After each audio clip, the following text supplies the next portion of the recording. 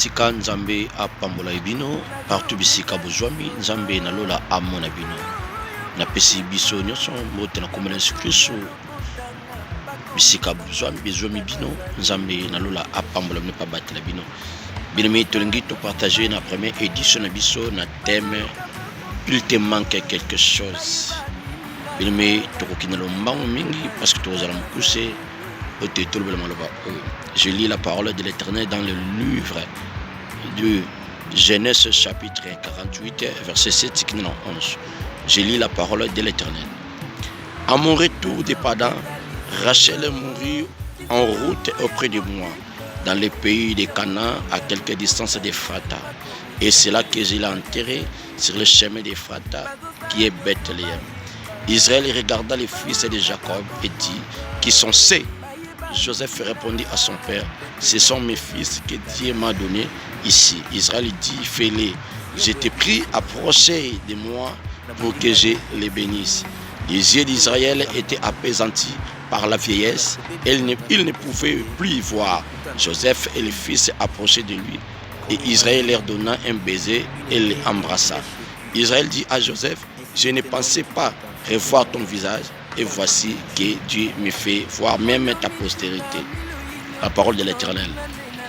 Bien-aimé, tolingi tolobela, deux points autour lobela, quatre de sika oyo, lo lengenini, Rachel akufelaki, pe nengenini, misu ya Joseph oyo akumaki aveugle, mais ayebisi, et nengenini Jacob akumaki aveugle, ayebisi Joseph ke na ndima kite na koyi komona yo nzambe asalinga ngolu na mona yo pe longona na bana na yo bien-aimé tokolobela yango bien-aimé Jacob azali ko beta lisolo lo lenge nini Rachel akufelaki kolonga na bango na ndako ya Laba pe kokende bien-aimé Rachel akufaki na nzela ya Padan liboso ya Jacob na mboka ya Kana bien-aimé quelques distances Ephrata oyebenga misisa bien-aimé na entrée ya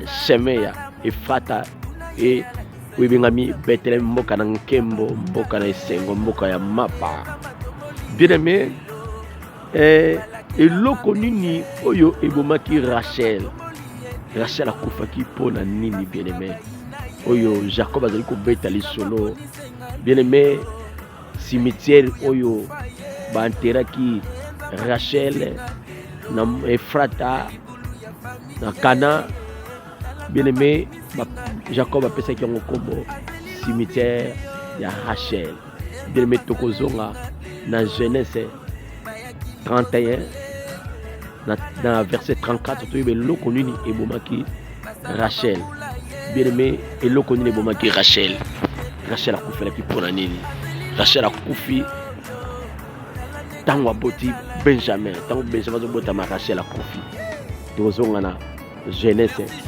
31 na verset nango 34 totanga nini ebomaki Rachel bien-aimé eloko ekambwisaki nga lisusu koma Jacob oyo akomi aveugle azoyebisa Joseph na ndima kite na koyi komona yo nkolo aselete na mono lisusu na bana na yo bien-aimé un aveugle alobi na ndima kite na koyi komona lisusu mais nkolo aseleke na mona elongi na yo bien-aimé amonaki elongi ya Joseph après kobeni bana Joseph akufaki na ye bien-aimé tozozonga nano toyeba eloko nini oyo ebomaki Rachel totanga na Genèse 31 na verset 34 Bible dit Rachel avait pris les téraphins, les avait mis sous les bas du chameau et s'était assise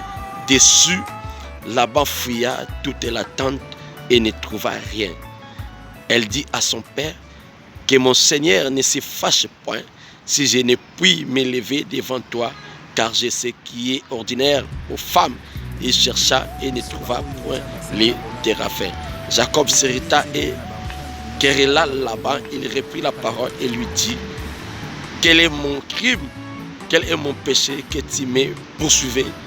avec ton d'ardeur la parole du Seigneur. Bien aimé, Bible lobi kolongwa ya Rachel nanda kuya laba Rachel ayibaki ekeko nzambe ya laba ayibaki ekeko. Bien aimé, atango na savane yango na si mpunda na ye. Bien aimé, tango laba alanda ki bango akutana ki na bango. Après avoir là-bas à ABC Jacob zongisela ngai eloko na nga oyibi. Jacob le bibi soto za bana ya promesse to ko yiba te. Bien aimé, Jacob le bibi soto za bana promesse to yiba kate bana bilaka ba yiba kate. Ba fouiller na tante ya Léa ba mone le côté.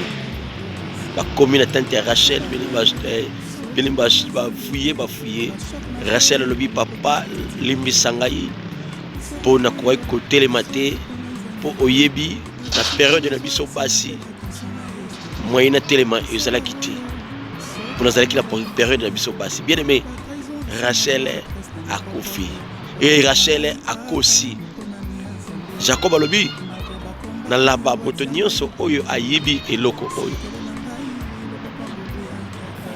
mabe elanda ye akufa soki za mona mwasi tango kolinga bota akufa. Bien aimé, Jacob a prophétisé qui maloba yepe ayeba kité okizaki maloba ya prophétie lobaki. Bien aimé, yango botomoni Rachel akufa ki na nzela ya Padan po ayibaki terafin ya laba.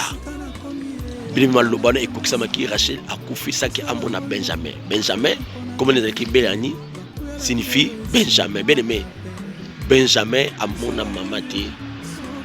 Benjamin a boté moi na Jacob ya souffrance. Oui, bah tikela ina maboko. Bien aimé, yo moto vande la kindumba, yo moto vande la kimuyibi. Bien aimé, et loko ko bomayo eza ya lelote oyo yiba kala.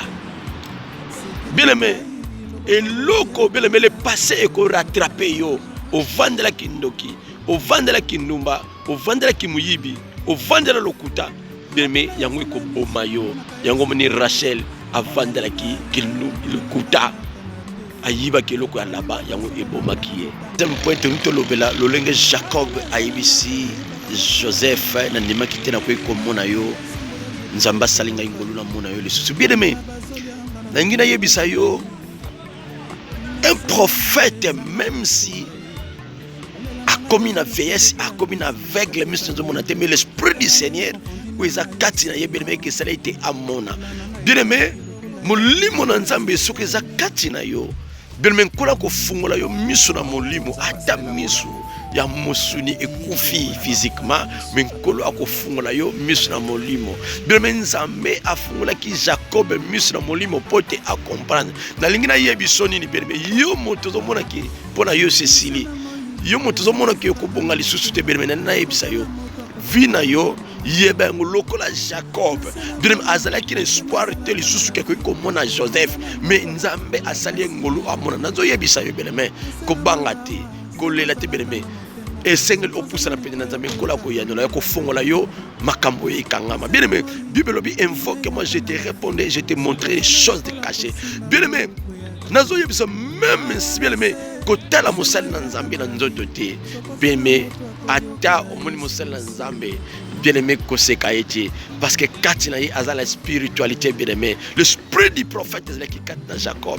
Bien aimé, yango moni Jacob ata monsieur kufaki Jacob amonaki. Bien aimé, mosali na nzambe oyo nzamba poni bien aimé ata kutu bien aimé monsieur nzaya ko kufa yeba na spiritualité nzamba ko fungula monsieur molimo ato batami nzamba ko fungula monsieur molimo accompagner et loko nezo le kakati na vina yo. Yango moni Jacob lobi ata na monsieur ngezo mona te min kola salinga la mona yo pe na bana. Bien aimé, nzambe apesa basali na nzambe monsieur ko mona biso kati na etonga.